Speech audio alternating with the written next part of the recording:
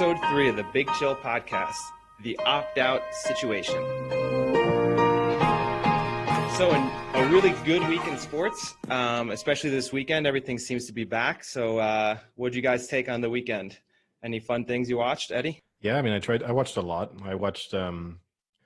Started off by watching the NBA being back. So I watched a couple of the games on over the weekend. I watched the golf. I watched the FA Cup final, a bit of the horse racing. So basically, apart from hockey, I basically got everything in. Yeah, I guess I did a little bit of what you did, except plus the hockey, minus much of the NBA. I did watch a little of the NBA. I mean, I felt since it was back, I kind of had to watch a little, but the golf was exciting. I even actually watched some of the Boston Yankees series, so I even checked off some baseball as well. There you go. Well, it might be the only time you get to check it off when the league's canceled next week. So how about you, Sam? Was it as fun as you remember, though, Eddie, the baseball? I mean, the games themselves were actually pretty good.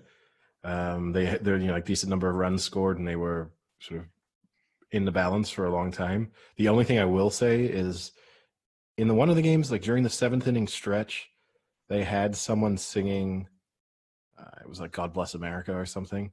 And the audio is obviously off an album, I would guess. But then the person who was singing it had then recorded this weird video where she was miming the lyrics as she sang in what seemed to be like her backyard.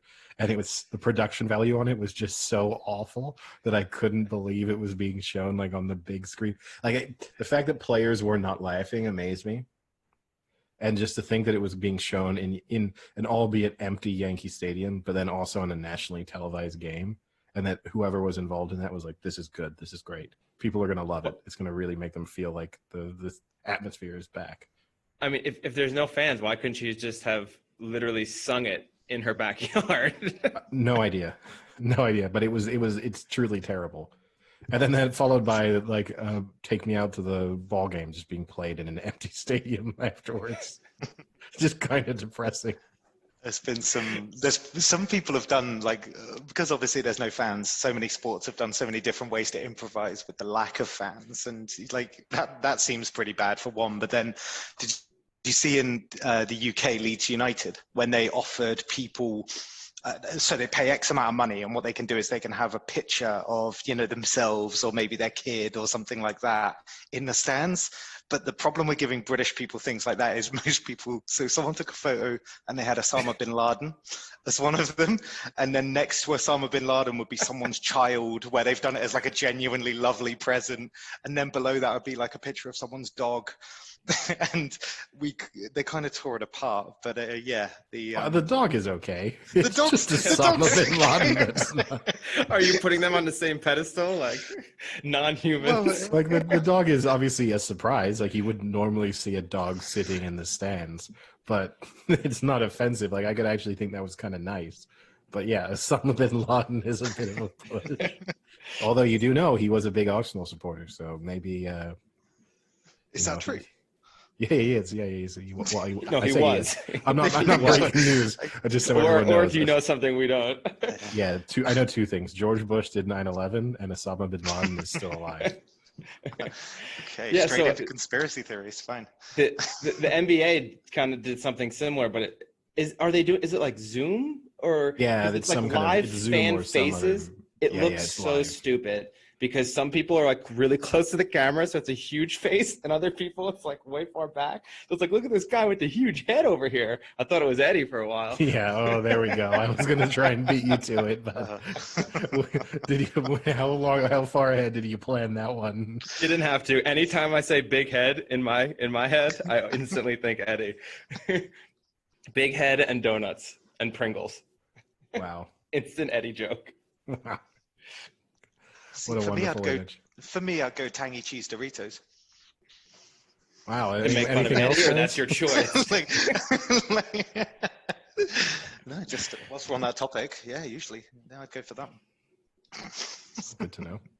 Yeah, I mean, I start suggesting you guys watch the hockey because it was an awesome 2 days. And the best part was I think people were concerned that the physicality wouldn't be there because, you know, you're coming off such a layoff, but it would like these games, these guys have been hitting like crazy. And there's even been a good amount of fights, more fights than I think would have been expected normally. It's like they're overcompensating almost, maybe because they're just so pent up with not playing for so many months, maybe. I don't know, but they were really physical, some really good games. The under is hit 20 out of 22 games. So it was a good thing to keep in mind. Sounds thrilling then. Yeah. Well, I think fewer goals than expected. What a game. Well, you're still getting like 4 or 5, but not 8 or 9. It's not baseball. Yeah, when I was watching the Red Sox Yankees game, at one moment they showed some stat. It was in the game on Sunday night, and the Yankees scored a run, like it was an RBI double, and one of the announcers said that's the first Yankees run that they'd scored that wasn't the result of that wasn't because of a home run. It's something like their last 22 runs. Like, it was kind of crazy. Like, wow. That is crazy. I know Aaron Judge has like 6 home runs in 8 games or something like that. Yeah, he's going to break the record in 60. Yeah, I think he's really regretting so far that this is a shortened season. I mean, that's the thing I guess that's kind of got to suck for a lot of these sports is if you're just in your absolute prime this year, it could cost you millions and millions of dollars, let alone, you know, that immortality aspect of, you know, having the home run record or having the goals record or something like that. So that is kind of unfortunate, but I mean, at least sports is back. It's nice. Well, yeah, baseball's back for now. Probably not. Yeah, baseball's back for about what, 4 more days? Yeah, because we're saying this in the context of yet another team having multiple players test positive. So we're probably looking at what would seem like the end of the baseball season. Multiple, 13. Be specific. Yeah, 13 yet again. The magic number 13. Magic 13. Because the thing that's the killer for the baseball season is it's obviously not only is that team out of, you know, unable to play for 14 days, it screws up the schedule of the team that was about to play them. It screws up the schedule of the team that just played them. I don't know how you can keep doing this. I mean, I guess they're lucky again because they're 2 teams that are not great. Like slightly better than the Marlins, but still it's not as if they've knocked out. It's not like they would be knocking out one of the like main World Series contenders. But if it were to end up that this happens to the Yankees or happens to the Dodgers, then it just seems like it's going to have to stop at some point. Yeah. It's probably already over anyway, right? I mean, I saw it the other day. What was it, 18th postponement in like 10 days? And you just think that's not going to at any point slow down or stop. That's just going to keep getting postponed. That's going to tally up. It's going to keep going. And inevitably, there'll just be this critical mass whether like this is a redundant season now, which must, going back to what Frank was saying, it must suck for players because, you know, to get it all started and hyped up again and, you know, see some sort of light at the end of the tunnel, just to be completely dashed within days, a few weeks. Yeah, and also just from a team perspective, if you're one of the teams that's really good this year, that's one more year gone. Everyone gets 1 year older.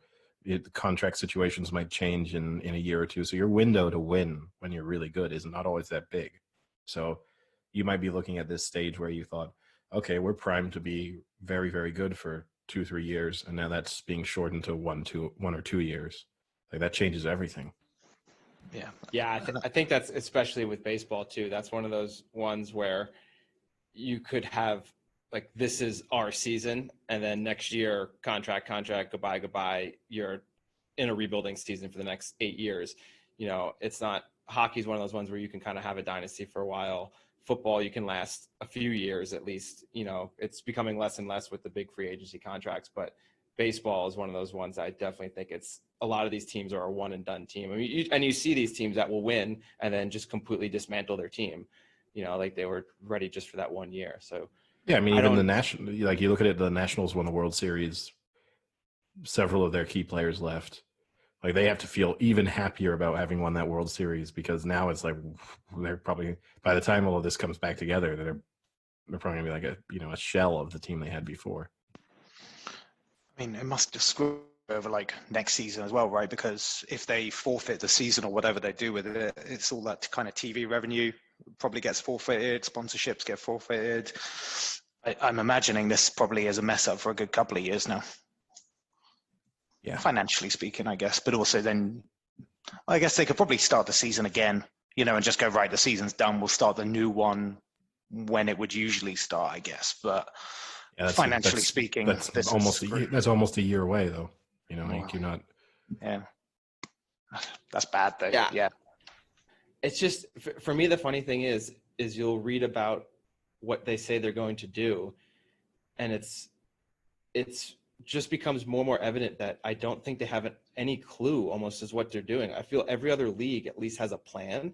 I mean, you read this and they'll say, oh, well, they can't play for such and such games, so the team they're going to play is going to play this team instead for 2 days. And then maybe they'll play this team if they have time for 2 days. It's like, I understand that you can't have these type of like what if scenarios, but the way that they're just running about this just shows me that there's no way this is going to last. You can't keep going like this, where a team has games they're supposed to play another team for, those get canceled, so they just pick up a random team to play. I mean, how many times can you do that? Yeah, I don't know. And maybe we think that the other leagues have a plan in place because they just, obviously the NBA and hockey and even the MLS clearly have a plan in place because they were able to switch to a kind of like some sort of like variations of a bubble approach. I don't know if necessarily like European football leagues, if their plans were that great, or they just got a little bit lucky that this never happened. And same for the Champions League. I mean, the Champions League is like a bubble in a sense. But still, if one of those teams in the before the head of the Champions League semifinal suddenly has 6-7 players test positive, I don't know. I think part of it is just hoping for luck. I don't know how good the NFL's plans are either. I mean, it kind of brings us on to the fact that like dozens of NFL players are opting out. So obviously a lot of the players don't think necessarily the plans are that great. But we'll have to see how it actually impacts the season once their game's being played every week. How far are we away from it starting? NFL? Only just over a month, I guess. It's mid-September. Should be scheduled to start. Yeah, I mean, they should be practicing, doing training camps, I mean, really, really soon. I know that most of the rookies have signed and things like that. So I don't know what they're going to do with the whole training camp situation. I actually haven't seen much at all on that, if there's going to be mini bubbles for all the training camps. I mean, I know we've talked about this the last episode, but these football teams, they have such huge complexes that they can have a huge complex with a hotel almost next to it. At least I know that the New York Giants do. They can basically stay in that hotel right next to their training complex and just go back and forth, but I don't know if all teams are kind of making their own mini bubble situations for training camps, or if the NFL is going to oversee it. So that will be interesting. And I think that's kind of what Eddie's saying too, is it'll be interesting to see leading up if there's already these cases before you even start, kind of like Champions League, if there's going to be cases striking before you actually get to the bubble in the Champions League. Yeah. And I think if you in a way, you probably want some stuff to happen ahead of time, which is what did happen in the European football leagues, where you had players start to test positive in the initial quarantine period. And I think that helped them to maybe put some things in place to try and reduce the spread. But yeah, you don't want it happening. Like the NFL doesn't want week 3 suddenly 2 teams to have, and maybe they can scrape it because maybe they can go, okay, this is going to be their bye. They basically each team can get maybe a 1-week pass. It will be a nightmare for the schedule makers, but I guess if there's no fans attending anyway, redirecting a team isn't that big of a deal. But you can only realistically do it once per team per season. My opinion on the opt-outs, I feel like I don't know, you guys might have a different opinion, but it feels a bit like there'll be a momentum to this as well. Like if you see more people daily dropping out, then do you yourself start thinking, what do they know, but is this truly something safe if so many of my kind of peers and people in competitive teams think this isn't safe? And they might have their own personal reasons, like family high risk or stuff like that, which is completely understandable. But you kind of feel with some of these sports that other people dropping out will just snowball other people dropping out, and then it's going to collapse the season anyway. Yeah, and I think that's part of the controversy right now, that has come up is that there's word that the NFL, so supposedly you were going to have until, the players' agreement was finalized, you would have a week or something to decide if you're going to opt out. But because there's so many people already opting out, the NFL has given the thought to kind of putting a much quicker deadline on, I think it was almost to be like next week, either you have to decide or not, because they could be fearful that a lot of people are going to start opting out. And I mean, even today, for instance, there's been 3 more people that have opted out. And for those who, I guess, aren't aware what's going on is the NFL is giving players the option, if they don't feel safe or comfortable, they can opt out of the season. And if they're found to be at high risk, and that's why they're opting out, they can make $350,000. And if otherwise, if they're not high risk, but they just don't want to play anyway, they get like $150,000. So I guess the fear is you're going to have these players that are on the bubble of making the roster, but they're on the roster right now. And then they can just say like, oh, I'm opting out, and they can make their 150 go home and not have to be on the practice squad getting their ass kicked all day, which I mean isn't a bad move. You can opt out, go home with your 150K, train like an animal all year, and then just come back the next season. So, you know, I guess the NFL should be worried a little, but at the end of the day, you have to take the player's safety first and foremost and let them make the decision. I mean, there are a lot of truthful decisions being made. I mean, we discussed, I think, Nate Solder last week. You know, he had cancer, and his son, I think, had cancer. There's a lot of other people where family members had cancer or high risk, and you don't want to kind of risk being around them in case you get it. So, I mean, there are a lot of valid circumstances. So it's a tricky situation. Who's dropped out today? So the main big one that dropped out today was one of the starting offensive tackles for the Denver Broncos. He was in his second year of a 4-year, $51 million deal. So that was Jawan James. I mean, there's been, a ton of, like, if we just go down the list real quick here, you got like CJ Mosley, Marquise Lee, John Atkins, Damian Williams, Nate Solder, Devin Funchess, Jordan Mack, Marquise Goodwin. I mean, the list goes on and on. Patrick Chung. You know what? No Niners as of yet. They're going to just opt out as a team because they know they're not going to win this year anyway. So just getting primed for winning it all. No opt-outs. And what's the conspiracy, Eddie, with all the Patriots opting out? Didn't you say there's like a conspiracy to it? The Belichick well, there wasn't like a real conspiracy theory to it, but it was more just that Belichick will seize this opportunity to it gives them the cap space that they needed to bring in one or two like clear areas of weakness. And there are a few relatively big free agents still available. And so the argument is that not that they encourage players to opt out, but that this will actually be a benefit to them. And it's basically kind of worked in a way, right, where they're almost all defensive players who've opted out, which was their area of strength. So they have more chance to cover up for that, and then to put more weapons around Cam Newton or more protection around Cam Newton through some more moves in their roster that they otherwise were not going to be able to make. And also bring in one or two even marquee defensive free agents who are still floating around. I mean, is there like a critical mass for an NFL team where if they have enough people opting out, like are they just expected to field players? Like regardless. Here's the only thing you could argue. There might be some positions, like already the running back position in the NFL, right, has taken a hit over the last few years because basically people have accepted that you can just sort of plug and play almost any running back. And unless you have one of the top 2 or 3, it really doesn't make that much difference as long as everything else around them is good. Like if the scheme itself and the plays themselves are good and you have a good line, then basically any running back can kind of do some sort of a job. What this opt-out maybe will expose a few other positions because obviously some players are going to play NFL games who definitely otherwise would not have done. So that would be, that's the thing is you have heard some NFL executives have basically accused the players of at times trying to use this to their own advantage, but clearly all of the risk is on the player side. Yeah, I think the owners are fine, right? They're not going to get COVID. It was more, I think you've had some, and you can kind of get maybe some of the frustration, but you have some of the executives who think if you were going to opt out, you could have made up your mind already.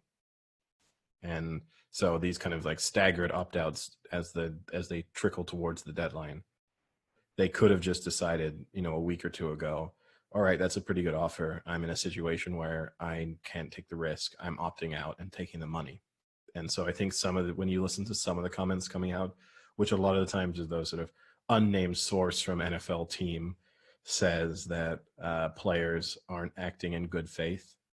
There's been a few of those accusations, but when you really think about it, it's the players. I mean, if a guy opts out of his contract and whoever comes in does incredibly well, that guy's not coming back.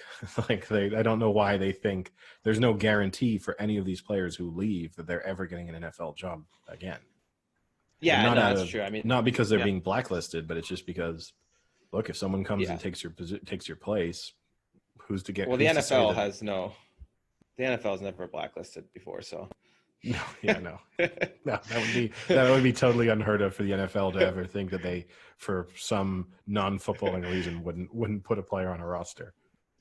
No, but I think going back to what Sam said, I mean, maybe you're seeing the staggering because it's exactly that. People maybe weren't so sure. They didn't want to be the only one. They didn't want to be the first one. But now that they see it, now they're getting more and more comfortable. Or maybe that they see other people are doing it and they really step back and say like, whoa, maybe I wasn't taking this seriously. I'll talk to my doctor or something like that. I don't know. I just think that's why you're seeing more and more of it. And I think we're going to still see some more until the deadline hits. I wouldn't be surprised if there's another few big players.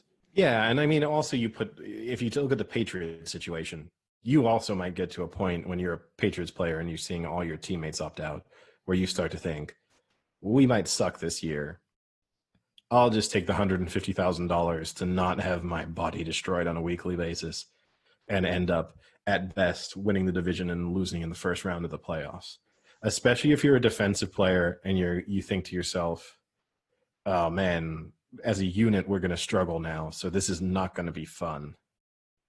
And so I just want no part of this for this year. So if you're on the Jets, are you opting out this year? Yeah, probably. I mean, they have players actively trying to, getting filmed saying they want to get traded. I see no difference between that and opting out. It's going to be like that Vontae Davis situation, like when he retired at halftime. Yeah. Where he was just like, I cannot do this anymore. See you guys. That was there was a huge article on that. It was a really interesting article about he just literally was just decided he couldn't do it. He wasn't into it anymore. Yeah. No, I read that piece. I think it was on ESPN where they kind of spoke to him about it, and he was just like, it was just like a breaking point, and I just realized I could not go back out there, and just I'm done. Sorry, which I get because he was kind of basically saying that he wasn't competing anymore at a level that he was happy with. But you would have thought you didn't need to leave the stadium. I mean, you could have just walk out. He could have said, hey guys, I cannot play the rest of this game, and then retired after the game. That probably would have been the move versus just putting your regular clothes back on, walking out at halftime and driving away from the stadium mid-game. Kind of into the sunset. Yeah. That being said, I've thought about quitting jobs in similar ways, so I can't blame him for that. But I mean, I guess I would really love to just halfway through a meeting, you just stand up, mid-meeting, be like, I'm really sorry, guys, I cannot do this anymore. I think that's the best part. Well, I'd be retiring from that company, right? Like not for life. Yeah, I've got nowhere near enough income, but it doesn't matter. I just can't do this.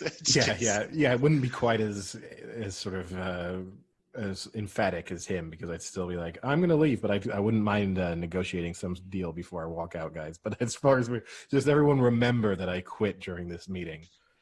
Yeah, and you also don't have like a locker room. You'd have to be in your Zoom meeting and just start taking your suit off. Guys, I'm done. Just getting naked on the Zoom. Well, yeah. I do that anyway, but I don't for work. Yeah, exactly. I don't say I'm quitting. You don't even tell them. You just start slowly undressing. Yeah, it's end of the day. If a meeting runs over, if it goes past 6:30, I just give them a clear sign that I have mentally checked and physically checked out of that meeting. Eddie's got that Friday feeling. And it's only 12:30 on Tuesday. Yeah. This is a serious meeting. Could you put your shirt back on, please? No, it'll be interesting. Yeah. I Yeah, mean, so the I thing mean- is, I become less and less optimistic about the possibility of there being a complete NFL season. The more you see Yeah, the it's actually- troubles in the That's what I was just MLB. gonna say. You say a month left, right?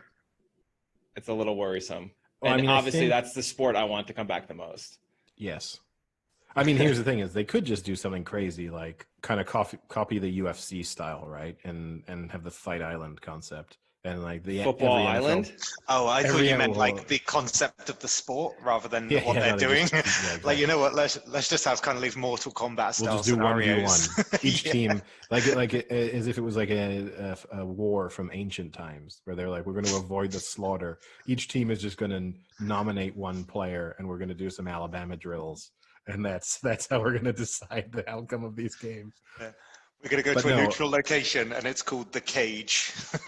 But no, I was just thinking, like, why not just send them to, like, just go to New Zealand or something, some place where they have all of the facilities necessary to play every NFL game, but much lower risk, and you just treat like the two islands of New Zealand as your bubble. That would be really interesting. They'll never do it, and also it would be they'll never do it, but it would be interesting. I mean, we got a month left, right? And let's say 3 a day is 2 to 3 a day is a sensible average of dropout. Well, no, I know it's not working like that because they've got this cutoff, but yeah, you The would cutoff's probably soon. assume that there's a lot more coming, that are making a decision at the last minute, probably seeing what other people do, still having chats, etc. You probably see it spike pretty large by the last couple of days before they have the opt out. And then the problem is, like, does the season become like less? A lot of people said it about kind of their Premier League season, that, you know, is it a bit redundant now because there's no fans and stuff like that. But is that the same with the NFL? Like, if everyone knows that there's a strong team, but all of a sudden they've lost 5 of their key players, does the season then become a little bit more hollow, I guess? For me, no. Assuming you play a 16-game regular season and you play a full playoffs, to me, it's the same. It's no different to having injuries. It's no different to a guy holding out for contractual reasons. It happens in the NFL every year, so it's no different. That being said, if you suddenly had some weird shortened season where it was like, well, you play 4 regular season games and then there's an expanded playoffs and you go into that, I would still be really happy if my team won, and if I were a player, I would treat it as still being just as important as any other season. But if you're not in that, you just say it was a little bit more random. Like, even baseball has that issue, right? You've shortened the games to 60. You shortened the season to 60 games. Part of the criticism of that was almost any team in like Major League Baseball could go on a run of 10 games where they win 8. And if you do that in a 60-game season, you've put yourself in playoff contention. Whereas in a normal season, you could still finish, dozens of games back from winning your division. And the same, I guess, the same argument for the NHL. You've had these expanded playoffs. NHL playoffs are always kind of random. Like, there's a pretty good chance of an upset in the NHL playoffs. So you could maybe throw a kind of asterisk in for whoever. Yeah, and I think with the NFL too, you have a lot of players opting out, but we haven't seen that huge player yet. I mean, you've seen big names, they're starters, they're good, they're helping their team win, but you haven't seen like the 5-time Pro Bowler or, the guy who is the difference maker on defense really drop out yet. And I don't know if we'll see that level. That would kind of shock me if we saw, someone of the level, even of a decent starting QB, to opt out for anything other than a health reason, like a direct health reason. Like, I'm wondering, now I'm thinking about it, oh, he doesn't play anymore, does he? Cutler? Because he had type 1 diabetes. He would be at a high risk. No, he doesn't play. He retired. Yeah, so that would have been an interesting one. And that, where the Bears probably would have won had they not had Trubisky and had Cutler drop out. I'm just going to go out on a limb and say that Cutler is not the only player in the NFL with diabetes. There's not many with type 1, though. Type 1, maybe not. But yeah, I haven't I seen think there that might big be a player few yet, so I don't offensive think or defensive linemen who might have it, though. I think probably he might be the only starting quarterback who had diabetes, but I think there might be a few other guys in there in 300 pounds plus who may have it. No, those guys are super healthy. But until we have that, speaking of I don't think it NFL makes a players, difference. the really big story from the NFL this week, it was Tom Brady's birthday, and as a result of it being Tom Brady's birthday, a piece of news came out, which is that Tom Brady still uses an iPhone 6s. Why? Wait! Before you get into this, what are we at now? 11, right? 11, yeah. So the 6S was 6S that one that had that little black bar on the bottom and the back, or was like the two-tone in the back? The small slim bar, yeah. Yeah. The 6S came out in September of 2015. Now here's the only thing I'm going to say: Deflategate happened in January of 2015. And as part of Deflategate, right, he had to turn in his phones, and then he claimed he lost his phones and stuff. So is this like a slight troll job from Brady? Is he like trying to send some funny joke that this was like the missing phone that he couldn't turn in? Maybe he's stuck into like a 5-year deal. Yeah. Verizon just got him by the balls right now. This is your fourth conspiracy, Eddie, of the podcast. Yeah, I'm conspiracy corner. We've each got our corner. Mine's the conspiracies. Yep. You don't believe in the virus. We won't get into Frank's. We'll let people can use the comment section of our episodes or go to Instagram or Twitter to let us know what they think Frank's corner is. I wonder how I would make a corner of not believing the virus. Would I just splurge all the news that would be somehow against the? I guess that's how I would make the corner. Yeah, you'll just sit in a corner, filling yourself in a literal corner. In a literal corner, yeah. Just filling yourself with anti-malaria medication, and maybe there's some UV lights just shining on you all the time. What, just some weird voodoo kind of stuff as well? What's that hydroxyquine? The hydroxyquine? Yeah, the anti-malaria drug. Is that what it is? I just know it's anti-malaria. As you know, I can't really pronounce the term. Yeah. Okay, that's a pretty good one. It's not going to do my rep any good, but for the podcast. Eddie, right? Speaking of our corners, I do have a Frank's top 5 list for you if you want to do that now. Favorite iPhones? It is soccer related, so we could use it to transition into. All right, go for it. The Champions League. Is this you telling us your top 5, or are you going to ask us our top 5? It's gonna be similar to what we did last week. Oh, we're gonna have to guess a top 5? Yeah, it's gonna guess a top 5. Let's wait until we get a little momentum with the top 5 till I start rattling off my top 5 random things like ice cream flavors. Are you implying that people don't care? This seems like a mess already. So, in honor of my prediction of the FA Cup coming true, on who would score during the match. Okay. That's important. That really bold. Wait, Aubameyang predict? Oh, Pulisic, you mean? Yeah. Pulisic, yeah. Well done. Top 5 Premier League goal scorers, Americans.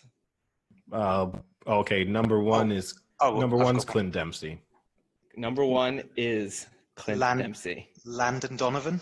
Oh, I don't know if I'd throw Landon Donovan in there. Landon Donovan is not on the list. Yeah. I would say wait. Let me start first. So Dempsey has 57 goals. Okay. Number 2 drops to 36. Okay. I'm going to say Brian McBride is in the top 5. Brian McBride is your number 2 American goal scorer in the Premier League with 36 goals. Okay. Played for Everton and Fulham. Yeah. On to number 3. It drops from 36 goals to 3? to 13. 13. Lucky 13 coming back again. That could be. It could be Pulisic. You should know who it is. It could be Pulisic, yeah. Yeah. Eddie in particular should know who it is.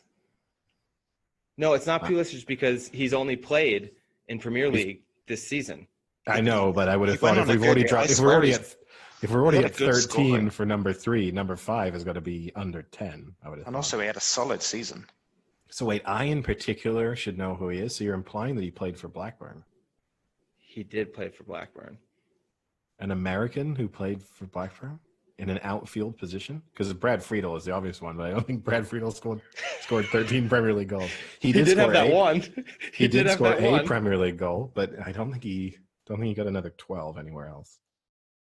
An American who played. Oh, Jones. No. Oh, this is. I'm going to lose. I'm talking about corners. Okay, so number 3 and then number 4 is Pulisic. He has 9. Oh, okay. I see. When I said him, I was just implying he was in the top 5. No. He's number 4. So you have number 3 and number 5. I think someone actually said number 5 as well. Oh, Sam's original guess. Who was your guess, Sam? Landon Donovan. Landon Donovan. Oh, no. Oh, Jermaine Jones? Landon Donovan had 2 goals. Really? Yeah. That's really bad because he actually was quite prominent at Everton. He only had 17 appearances in Everton. Didn't he also? So, okay. Who did number 5? Who did number 5 play for? Everton in, it looks like, the early 2000s. It's not another American. No. For some reason, I was going to say Freddie Adu, but he didn't come over, did he? No, I don't think so. Yeah, I'm not going. Didn't he go to China or something? Who did you say? Freddie Adu. Who Freddie else was I Adu? thinking? No, Freddie Adu. I'm more going on like football manager knowledge, someone like Jose Altidore or someone like that, but I don't think he was in the Premier League either. Who did number 5 play for? Everton. Number 5 played for Everton. Number 3 played for Rovers and Coventry City. So and that was way back when, the number 3. It looks like early 1990s. Yeah, so start of the Premier League. For the Everton player, I'll guess Joe Max Moore. It is Joe Max Moore, number 5, with 8 goals. Wow, what a career. 3 is going to really bug me. Wait, Coventry? Did you say Coventry and Blackburn? Yeah. Yep. Which means that he must have been part of the Blackburn Premier League winning side. Was he there in 94, 95? I'm not sure. I'd have to look it up. Nah, I give up. Roy Wegerle. I didn't know he was American. That makes it difficult. Was he really American? I hope there's like a conspiracy. No, I mean, I'm sure, but I guess it's one of those issues is that he was probably, in terms of remembering him a play for the United States, I was probably too young. Yeah. He was not part of the Premier League winning side. There is a little controversy. He was born and raised in South Africa and naturalized as a U.S. citizen in 1991, and then played for the U.S. national team 41 times from 1992 to 1998. Did he play in the 98 World Cup? I would assume so if it said he played for the national team. Interesting. Yeah, I did not know he was American. There you go. Always Top learning. 5. With 9 goals, he's already the number 4 player. Will he be number 1 by the end? Wait, what? No. No. Okay, yes. No, bold prediction. No, he will not, because he's no longer playing. No. Pulisic. Oh, well. Oh, okay. He's number 4. Your explanation was terrible. Yeah, that was not clear at all. Is he gonna? You have to follow my train of thought. Yeah, I mean, next up, question for you guys. Will Pele be the top scorer in the 2022 World Cup? This man in his early 50s smashed the all-time American goal-scoring record. Hot take coming up after this break, brought to you by Casper Mattresses. And you know why he's still able to play in his 50s? Because he sleeps on a wonderful mattress by Casper. I hate everything you're doing, but we just need the right sink, just the right sink, just the right bounce. The kind of sleep that will keep you going well into your 60s. Are you reading? No, I don't mean alive. I mean playing professional sports. No free ads. That should be the Casper slogan. Average life expectancy 62. But will he break the record? I would say 57 is what he's got to catch with Clint Dempsey. I would say he has a very good chance of doing so, right? It depends, but basically, it's a question of does he stay in the Premier League for the remainder of his career, or at least the majority of it? If he plays in the Premier League for 10 seasons, he'll break the record. Chelsea are pretty well of recent times anyway. Chelsea have been pretty easy to get rid of people. So it's hardly like Mourinho's Chelsea where he had the same backbone team for like 5-6 years. So yeah, I mean, he turns 22 next season, so you would think. Yeah. But who knows? Maybe he goes back to Germany. Maybe he goes to the MLS once the MLS has become a huge thing.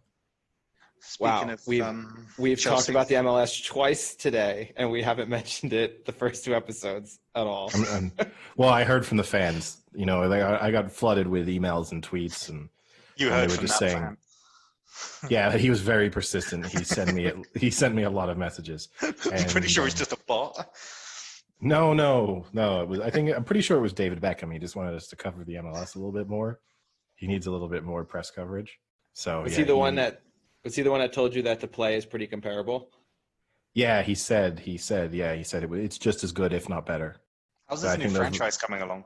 Did they lose recently? Yeah, they're not doing tremendously well, no. Have they got anyone good? I haven't seen any sort of like their senior. Like usually all the teams in the MLS have like one, what they call it, like a it's kind of when they're allowed out of their wage bill, aren't they? And they're allowed to just spend as much money on their marquee player or whatever they call it. I guess looks can only take you so far. You can't run a. Well, no, you know, David Beckham. You shouldn't doubt him. He has a history of bouncing back from disappointing starts. So we can, I guess, use this to transition into Chelsea and their defeat in the FA Cup final. Yeah. So any discussion on that, or should we say that they're going to rebound and win Champions League instead? Well, they're on top of the 50-year-old American player, I'm also going to say that they're not winning the Champions League. Unless they bring him back. That's my opinion. Yeah. Unless I get told that he is playing this weekend against Bayern Munich, they don't stand a chance. Yeah. But if they do quickly sign him, if UEFA allows them to bring him in just for the Champions League campaign, he might become the all-time leading scorer in the Champions League in just a handful of matches. But no, they've got fundamentally no chance. Yeah, they're playing Bayern. They're already 3-0 down on aggregate, and they're in Bayern. So the chances of them overturning that at the best of times slim to none. Then you factor in they had several injuries to quite key players and in the FA Cup final, so they're missing, you know, Azpilicueta, who we would argue is like their defensive leader. They're missing Pulisic. Mm-hmm. So you've got key players out for them.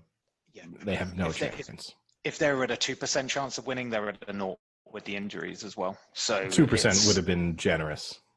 I think 2% I saw officially. They have a 1 in 50 of going through at the moment. But the thing is, Bayern over the past 10 years they destroy English clubs. It's a really strange thing where, they played Spurs last season and absolutely trounced them. They're frequently smashing Arsenal, normally by 4-5-0 every time. Yeah, I mean, they've managed to avoid playing the cream of the Premier League crop, it has to be said.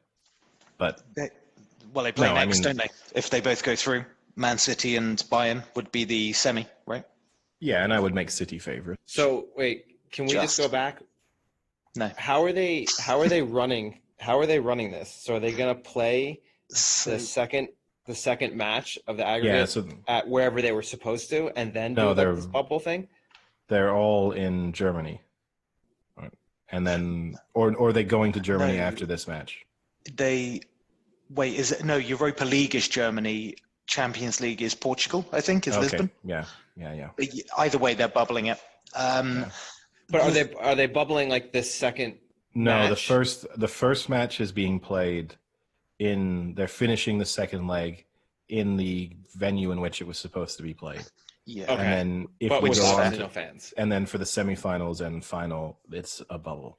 Yeah. And is it going to be a bubble in the sense that they're there the entire time and they're going to play them like one weekend back to back or something?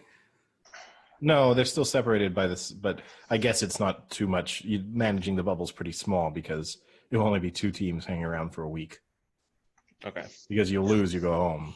Yeah, 2 semi-finals and a final. Yeah, there's no like third place playoff or anything like that. So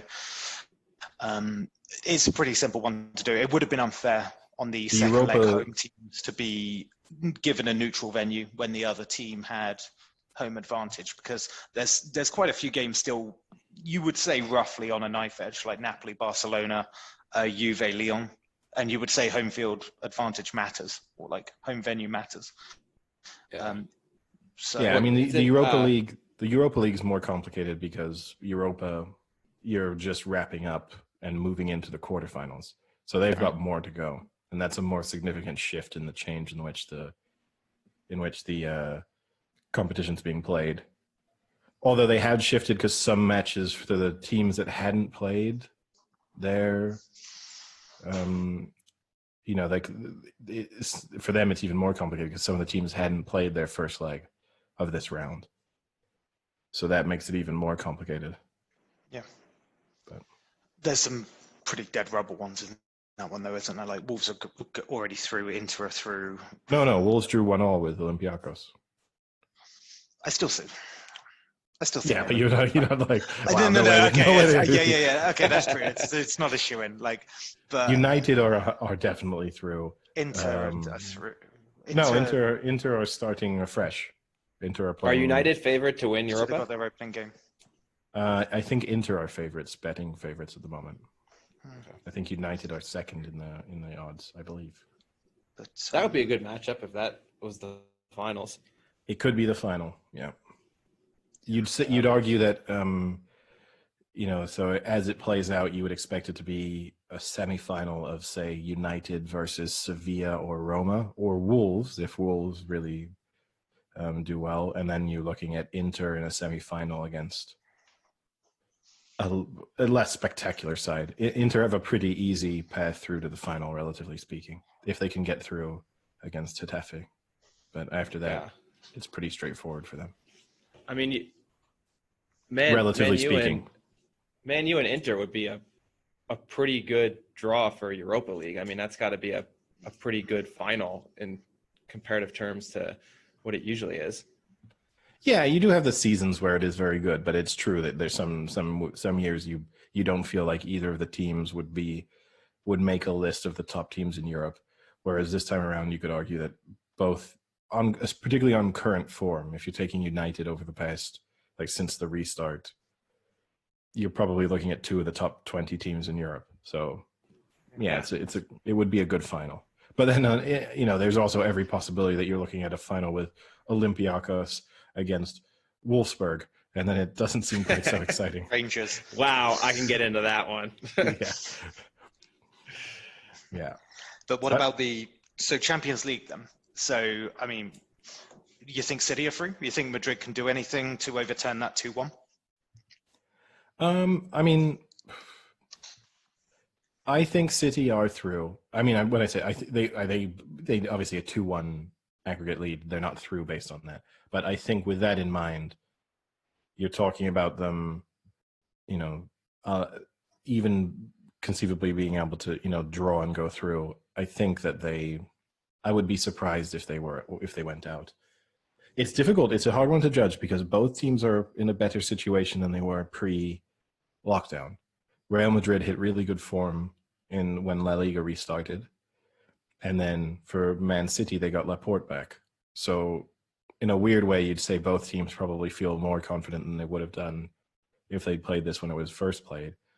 But it has to hurt City more because you don't have the momentum of having recently beaten Real Madrid away from home, and now you kind of feel like you're starting afresh. So it wouldn't stun me if Real Madrid. This is their best chance to win it, I think. So I think Madrid will go at them naturally. I think having no fans in the stadium probably favors Madrid as well, because you're basically near on at a neutral venue, I guess, as close to. But I still think City are good. City look too good the last 5 games at the end of the season, and I just think that will continue. So I think City will win, probably maybe by the same score again. It's probably what I'll go with, 2-1.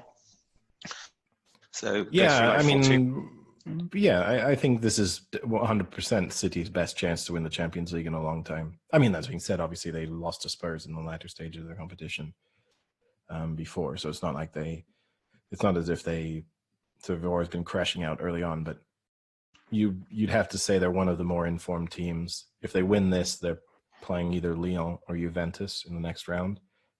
I would assume it will be Juventus, even though they have to overturn the 1-0 defeat in the first leg. But I still think it would be Juventus. Juventus haven't looked great. I mean, I was just going to say they haven't looked very good recently. I don't know if they can overturn that.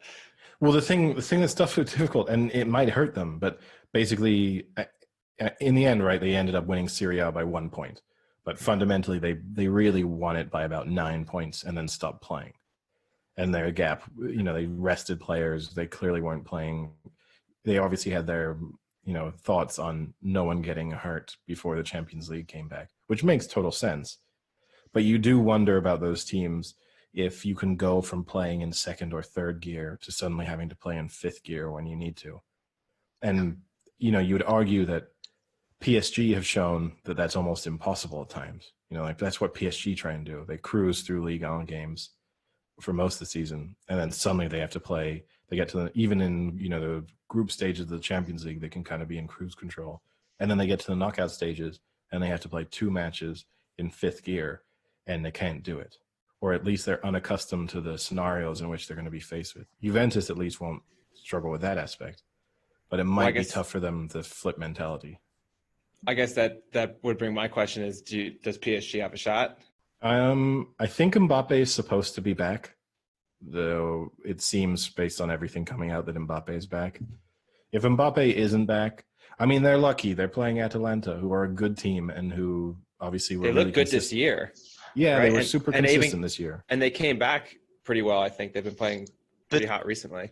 But they're still not a top quality. Yeah, they're not a top quality team. So you'd still kind of feel like PSG have the luxury in playing at Atalanta that they can probably be a little bit subpar.